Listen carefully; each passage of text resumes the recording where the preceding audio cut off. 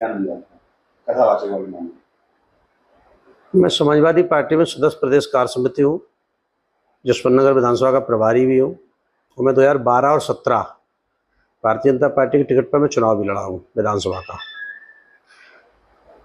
जो एक कथावाचक कांड हुआ है इटावा में, इसी को लेकर मैंने व्यक्तिगत अपने विचार रखे, जो सोशल मीडिया बहुत वायरल भी हुए, देखा मैं टेलीविजन पर। लेकिन मैंने जो कहा, मैंने सिर्फ ये कहा कि एक घटना हुई, किसी ब्राह्मण पक्ष के यहाँ श्रीमद् भागवत की कथा करने वाले लोगों ने अपनी जाति छुपाई, अपना जो भी मुख्य उनकी जाति है वो छुपा के वहाँ भागवत की किसी की भावनाएं आहत हुई। अगर उन लोगों की भावनाएं आहत हुई हैं तो उनको कानून का सहारा लेना चाहिए, भारतीय संविधान में उसका प्रावधान है।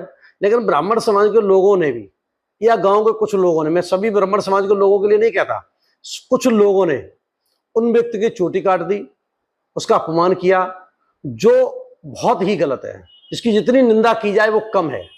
लेकिन गलत के साथ आप ऊपर और गलत कर दो तो वो गलती कम परजोड़ हो जाती है। मुझे लगता है कि मैंने यही कहा कि उन लोगों को भी संविधान के दायरे में रह के अपना कार्य करना चाहिए था, लेकिन ब्राह्मण समाज के लोगों ने भी उनकी चोटी काट के बहुत गलत कृत्य किया है, जिसकी जितनी निंदा की जाए कम है।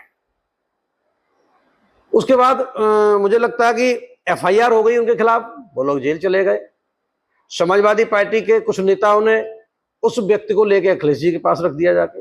अखिलेश जी ने एक पक्ष की बात न सुनकर सिर्फ एक पक्षी बात सुनते उसे सम्मान दे दिया और उससे कहा चलो कथा वो सुनाओ, गाना सुनाओ। मुझे यह गलत लगा। एक पीड़ित व्यक्ति है और पीड़ित व्यक्ति के साथ आप अगर खड़े हैं तो एक कोई भी नहीं कहता, और समाज में सबसे पहले तो पीड़ित के पास जाया जाता है। तुमने अपने पास बुला लिया, चलो व्यस्तता के कारण आप नहीं थे, लेकिन उससे ये कहने का कोई अधिकार नहीं होता किसी को भी कि वो तो वैसे बेचारा पीड़ित है, और पीड़ित व्यक्ति से कह दिया चलो आप गाना सुनाओ। तो मैंने कहा पीड़ित व्यक्ति से कह देना ये कहीं भी नैतिकता नहीं है, सामाजिकता नहीं है, जो गलत है।